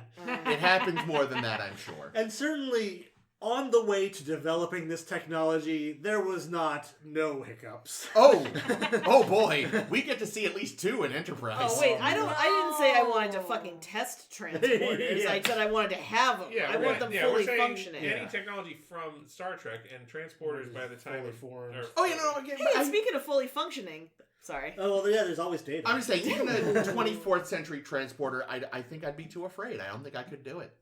I'm too much of a coward. I just have nowhere to go. Well, you and, was it Bones can fight about that for a while. Yeah. You can fight on that on the same side for a while. Form a debate team. Yeah. See, it's interesting, Justice, because I thought, since I know you've got a 4... Oh, I think maybe by the time this airs, he might be 5 by now. You have a small child-shaped thing. Yeah. That I'm sure you would love to shove in the holodeck for days at a time. Well, to be fair, right now I've already got a VR headset to put him in, and he really loves that. He's probably playing Cosmonius High right now. But he's and I know that I would love to jump into a holodeck, pretend to be James Bond, or pretend to be Julian being James Bond. There it is. That's good.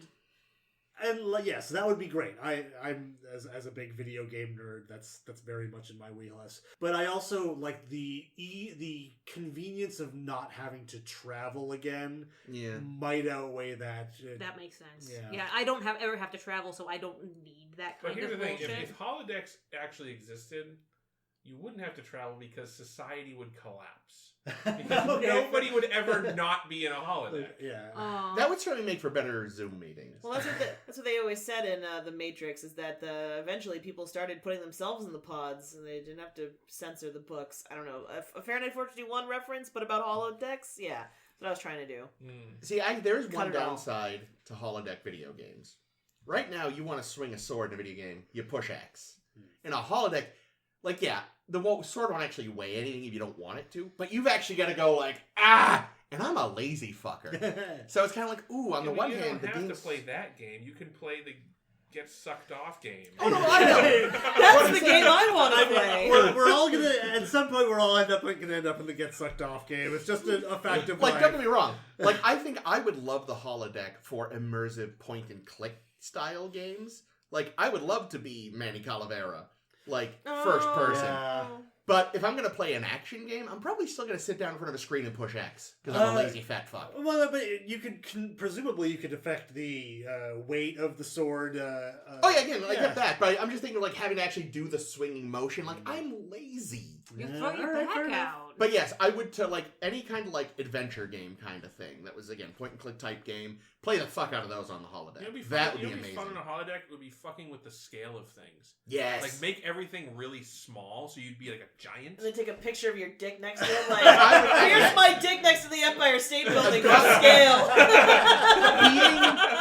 being a kaiju in the holodeck. Yeah. That would be the best. That would be so fun. I would totally be punching down buildings. Oh my god, that sounds fucking great. Now, the holodeck still requires us to costume ourselves, right? We don't know. We've had this debate so many Oh, times. Presumably you could just go in naked and be like, computer, put clothes on me. Yeah, because right? as long as I can go into the holodeck and be make me a kaiju, and I can look at my hands, and it's just that would be perfect. See, I think it'd be kind of great though to actually have it be a really bad rubber suit, and my face is there's a hole in the neck, and you can just see my face poking out, but I'm still And I'm sure we can mod the software to our liking.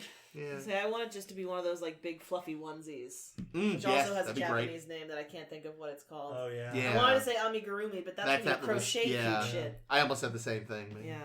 So what about other people? Yeah, what what do you about guys? you, Jay? I Where you don't know. going All with the ones I was gonna say are good, so I'm gonna go with Orb of Time. The Bajoran Orb of The Time. Bajoran Orb of Time. Fair. Is that tech though? It's I the assume aliens tech, it's isn't it? alien tech, Because right? they're not actually gods, so Yeah. it must be alien What would tech. you call it? I would call it tech. Yeah, I guess it's that. What law is that science Okay, indistinguishable well, from magic? if that's too much for Oh, you, yeah. I'm gonna say Braxton's ship. There we go. Uh-huh. See, I didn't think of that. Oh god, I'm such a racist. I was limiting myself to Starfleet tech. Oh, interesting. I had been doing the same thing, but yeah. But You can also go with also cloaking can't- device, personal cloaking device, Oh, like the that'd be Jem'Hadar nice. have. Mm-hmm. I yes, would what I sneak into want any is Tetracell White. Yeah. I just want Oh, to. no. Yeah, I want to be addicted to drugs.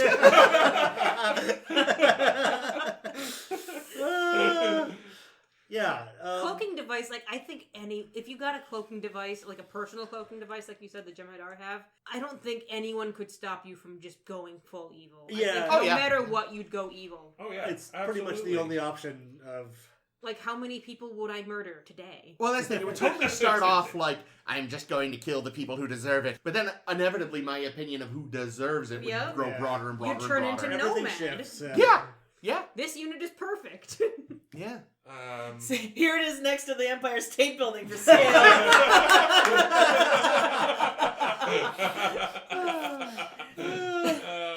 Wait, so you're talking time travel, Jake? Why do you want to time I travel? don't know. doesn't? Fuck I up think, life. okay, because here's the thing, right? A, personal riches. Because I could go Hell back, yeah. like, 20 years and invest Do you in all need the right... money? Well, then you could buy everything with money. I'll tell you, what were we just saying earlier, Ames? What do you want? More. Yeah.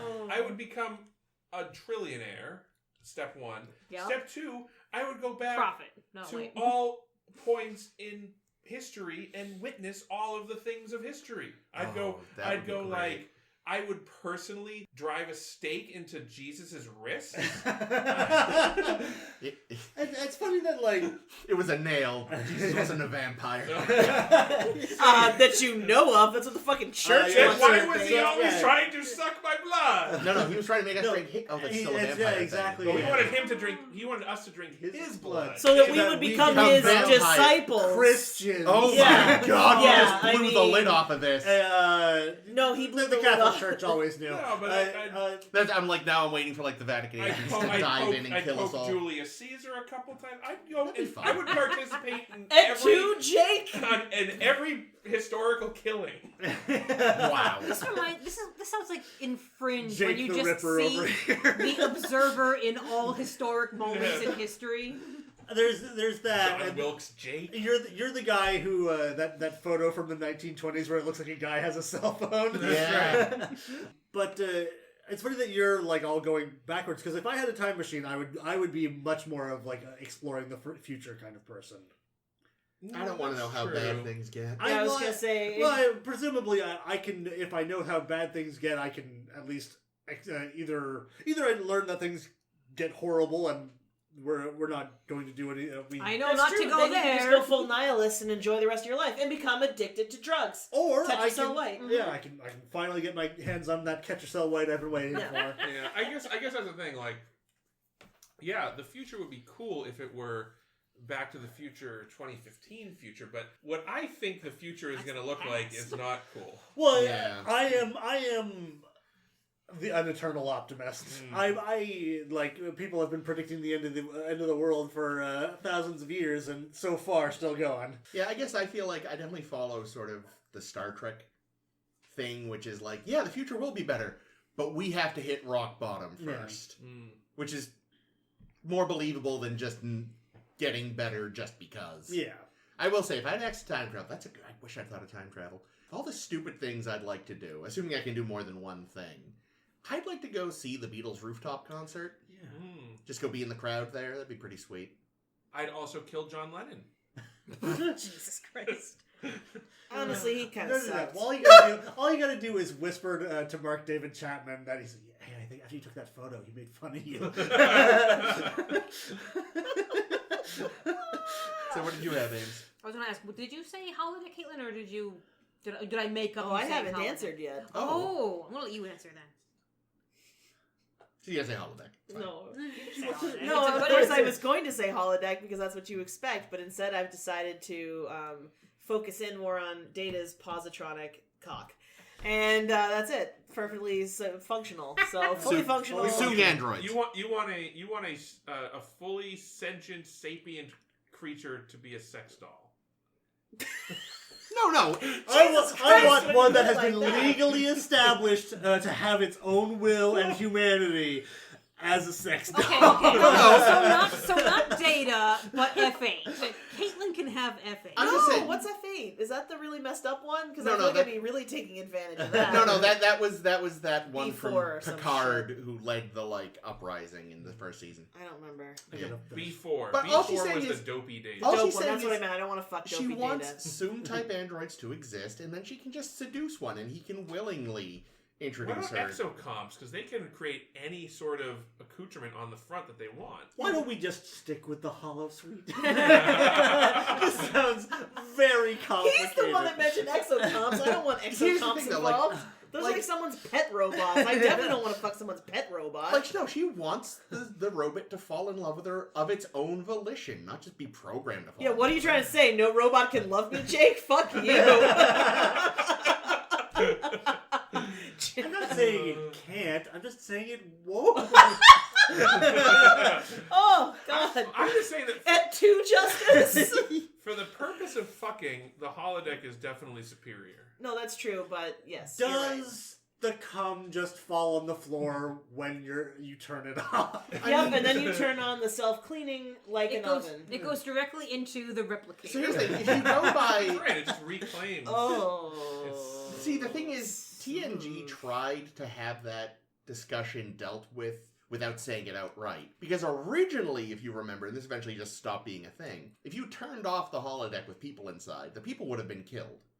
What that means is when you turn off you leave the holodeck, you turn it off, anything biological left behind is disintegrated, which would have included anything you left behind. So I think that's, but again, that ended up being not a thing, It's obviously. gonna have like a self-cleaning oven section, yeah. Yeah. But that's what it was originally, is that you turned it off and it self-cleaned. You turn the fan on when you leave the bathroom. And Yeah, if you're in the holodeck and you no. take a dump, Oh my god. does Every that fall on time. the floor? Yeah. We always get back So, to Ames. Oh, okay, my answer is way more practical and possibly useful to society, but that's because I don't have the creativity you guys have. Medical tricorder. Oh, I that's a was good thinking one. that earlier too, Holy actually. shit, I don't know how often I get on Jake's nerves when he has to remind me, Ames, you can't be both a hypochondriac and have a fear of hospitals. You can't have both. You I mean, you can. can. It You just can. sucks. Haven't you heard of the staph infection? Obviously, you can do both. That's true. Well, you definitely can. I'm just saying it's unwise. It's funny that I didn't even think Oh, of yes. that, because literally the other day I was bemoaning the fact that it's 2022 and we still don't have, practical, common, everyday jet injectors yet. Like, they exist. Jet injectors? Hyposprays. Oh. The... Or dermal regenerators, Chris. Yeah. Well, so if this cut hadn't been so deep, they said they could have just slapped on some, fake skin, but Ooh. it was just a bit too deep. Did they Sometimes actually say bandages- fake skin, or did they say they were going to super glue you? 'Cause New it's skin. different. Well, they said, some kind of foam. Sometimes there is, bandages just there is don't like a work. fake skin that was invented by a friend of mine's dad. No shit. No shit. They used to Neat. use cobwebs. That's right, I knew Yeah. that. Gross. It helped coagulate you the, just the It bull. came Shove out a of a spider spider's in there, ass. yeah. I don't want it. But yeah, no, their medical tech, that would be nice. Yeah, because then, you don't have to worry about, oh no, I have a disease I don't understand. Whoop, whoop, whoop, whoop, you're cured. Maybe- Yay! Well, Holy shit, here's the that'd thing. be great. You just said the tricorder. So, again, it's kind of like how the warp engine The needs... tricorder will tell you how you're going to die. It's Oh, not okay. necessarily going to fix you. It's like, Damn it. well, we got this tricorder. Oh, boy, that disease. We don't know how to cure that. Should have cured my bonitis. maybe the biobed, because I think that Oh, a also... biobed, that- yes. That's good. Yeah, their medical tech, again, would be nice. In Let's just general. have just the EMH. Yeah. That's like a Yes. friend and a doctor. Especially if it's the one from this, just as sassy. It looks like Bob Picardo. Yeah, we just have Okay, a but Bob can Picardo. I fuck him? If he consents. They never mentioned fully functional with respect to the doctor. Fair He's a enough. hologram. He You can do can whatever mod he him. wants. We have talked about how he probably can alter his appearance. Look, you can get a mod that makes it so that you can play RE 5? 4? I don't know, one of them. With Leon Kennedy, buck-ass naked, with his schlong waggling around. I thought it was. Didn't my uncle show us that? Yeah, once? he did. Okay. But I was either like, way, Wait a second. so we can have nude Poor mods memories. with they could Sorry. totally make a dick mod. I mean, for I'm the pretty EMH. sure- Uncle showed you this? My uncle Do is you like. need to talk to somebody? Okay, so this happened only like 2 or 3 years ago. Okay. And also, he's our age. It was, Okay. first of all, way more than 2 or 3 years ago. That long? Time has lost all meaning. Yeah. True. But we were all second grown-ass of all, adults. He's like 13 years older than me, and so we're very much of like close in age, so Yeah. we kind of enjoy. But no. Yeah, we're all grown-ass adults. We both with a enjoy bad swinging I'm dogs. only a year older than my oldest nephew, so I understand this entirely. Yeah. Yeah. Yeah, I feel like some of the very first video game mods that I knew of were like make Laura Croft naked mods. Yeah. Except now, damn it. I'm so they look upset good. that you asked about whether or not my uncle was like molesting us now, because I was gonna say, holy shit, can I mod it so that Robert Picardo has Macho Man Randy Savage's face, and then fuck him? Oh yeah! Oh yeah. Oh yeah, you can. You're gonna snap into that Slim Jim. Oh shit. Is this one of our best episodes or one of our worst episodes? It sure Why is. not both? Like Future's End, it's a little of both. Yeah. I have So- a couple honorable mentions I wanted to bring up. It's just that I thought of them, but I don't know how practical they are. Communicators, obsolete. Yeah. Sorry, communicators. We've already bettered you. Although I wouldn't mind a clip That's tapping true. They're one. pretty Oh cool. yeah, samesies. They do also have You like can get a Bluetooth that does that. They Yeah, do. but It doesn't work Bluetooth- great. It's not I very watched good. Michael Fisher's review. Yeah. Aw. Jake already mentioned cloaking technology. Oh, they used to have those lie detector things. Oh, yeah, that those- never come up when they're Nope. actually useful. Yep. They're called the ships. Oh God, what's her fucking name? I sense that Troy? Troy. Oh, They're empath. called Deanna Troy. Yeah. Ships counselors. Yeah. Oh yes. Yeah, but she never could do that. She was just always like, no, I can't get a read. I don't know, Captain. God damn it. Special shout out to the wall stairs from TOS. Wall stairs. Remember they used to have to lay on the bio Oh, bed yeah, or did the wall- on the yeah, bed. yeah, and they made do the Chekhov. stairs. Well, that was just like exercise equipment. Yeah. Those were Oh. kind of fun. Universal Translator could be kind of fun. So but that then- was that that would was be awesome. actually my answer. Oh. Really? When I set aside warp drive because I thought I could only say one thing and therefore it was useless, I fell on Universal Translator because you don't want to have to learn another language. well, I envy polyglots. Mm. I've never had a head for languages. I'm so bad. I have a shitty memory. So teaching me the grammar isn't too bad, but I can never remember the fucking vocab. Yep. He can't remember language. He remembers that time my uncle showed us Resident Evil 5 modded with Yeah, Leo, no, I Leon have Kennedy's I have a dick memory for the most useless swinging garbage. around. So I can't remember vocabulary. I would like to travel more, and I'd like to be able to go to nations where they don't speak English and be fine. And I would honestly that would be great. Although also then another thought I had because of my fear of teleporters, but also God fucking planes, anti-gravity. Shuttle pod. Oh, anti-gravity. Because they that I feel like I would feel a little safer in an anti-grav thing than an airplane because airplanes still strike me as magic. I know the theory behind lift. It still confuses the fuck out of me. But yeah, Universal Translator is what I had landed on initially because again, I like the idea of being able to just talk to anybody, and I'm too stupid to learn a new language. And even if I Darmok and Gelada Tanagra. yeah, I feel like even if I had the head for I could maybe learn one if I really applied myself. But there are so many out there. There's like tens of them. Well, the Universal Translator is getting closer to be a real thing too. We are getting there. When I was still working with Michael Fisher, I edited the review for the Travis Translator, which was like a Universal Translator. Yeah. I do realize that there is maybe a non-zero chance we'll see something acceptable life, yeah. within my lifetime. But I would love just right now to have that minuscule, it fits in my pocket, just go anywhere. Not only do I hear them, it somehow translates me for them, Yeah, and and then you somehow also their lip flaps work. you hear the nuance too. Is I think Yeah. something that you don't always Which see. that I think we won't have within my lifetime. Yeah. It'll probably still be very literal translation-y. But yeah, and there's that DS9 episode where even if it's a language it's never encountered before, you'll start off hearing something you don't understand, and then it will Sanctuary. slowly translate. Yeah. Exactly. We encountered a language in this that we didn't understand a couple weeks ago. Oh yeah. That's true. Yeah. Oh yeah, those assholes. But I don't think we'd ever did it? I don't think they It ever eventually really... figured it out a Well, little. didn't Harry Kim have to He kind had of... to something it. Yeah. I don't know. He's like, I think they're saying go Jam it up his away ass. in general. Yeah. And the last thing on my shout out list is the whatever you want the hell this is device that we saw in Picard. Remember that fucking thing, the MacGuffin thing? Oh yeah, the thing that looked like a sex toy.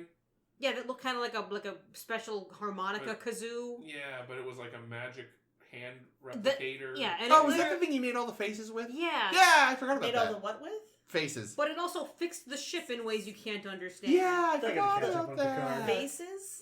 There was a thing where Girardi multiplied her face, and then Picard used it to multiply the ship a whole bunch of times. Yeah, that's right. I forgot all about that thing. And tricked the Romulans into thinking there was a whole fleet. Sensor ghosts. Here's the thing. I know that I watched this show, and I believe that you're telling me the truth, but the fact that I can remember absolutely none of this is I'll sum it up awful. for you. Mass Effect.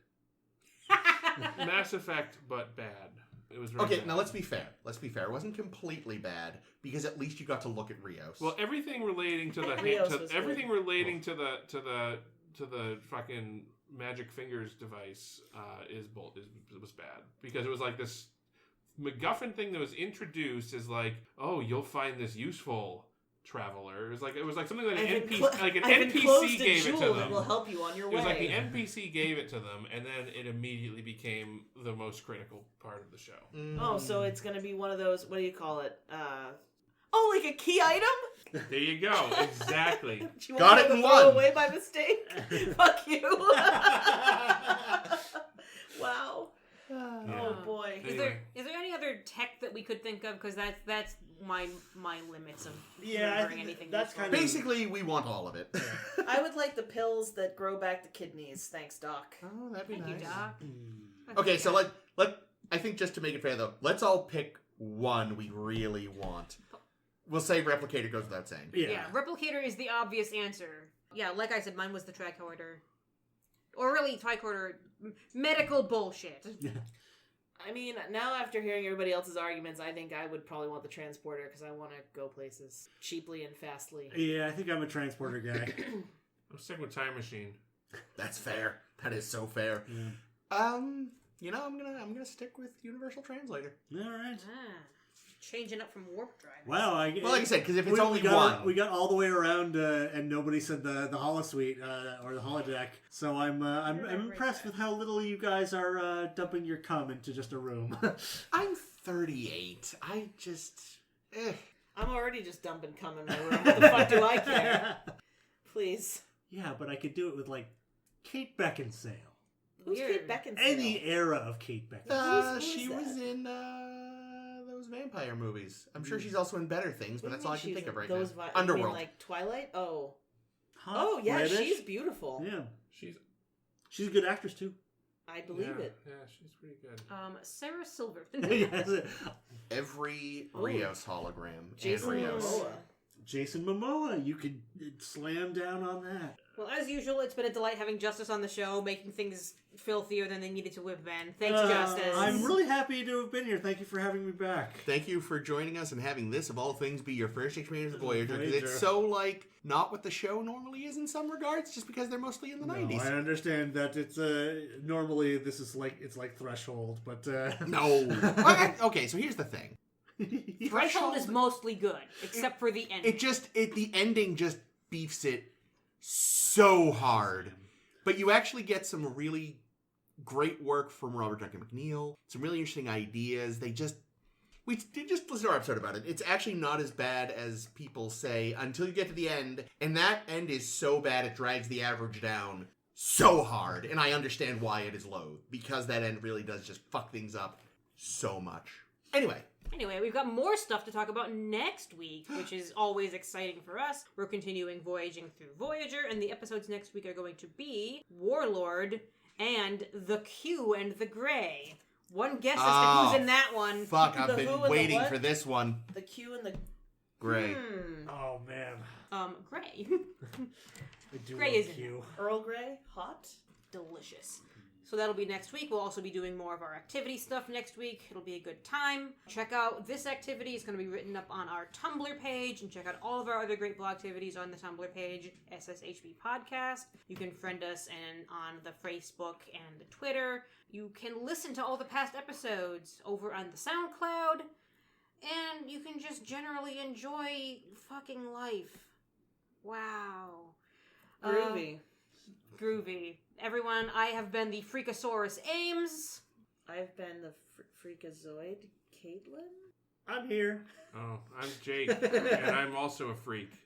I'm the Dilophosaurus or whatever. I don't really know. Chris. Well Beautiful. done. Thanks for having me, Justice Perry. Yay! You can email me at... No, I'm not. DMs and FRs open if you're Kate Beckinsale. That's right. Oh my god, I just remembered. This is good closing commentary shit. It's not, it's terrible. But I was on Etsy the other day, and Etsy was like, would you like some fucking Ensign Chekhov nipple clamps? And I was like, Of yeah! course I do. But see, the downside was it was specifically Anton Yelchin from Into Darkness, so he was in a red shirt. Yeah, but that's why I'm going to buy them and paint them yellow. Oh, there we go. And then affix them to my nipples. This sounds... Hot? No, Right? this sounds like disrespecting the dead. Oh, come on, Ames? I said I was going to repaint him first. Okay, in that case...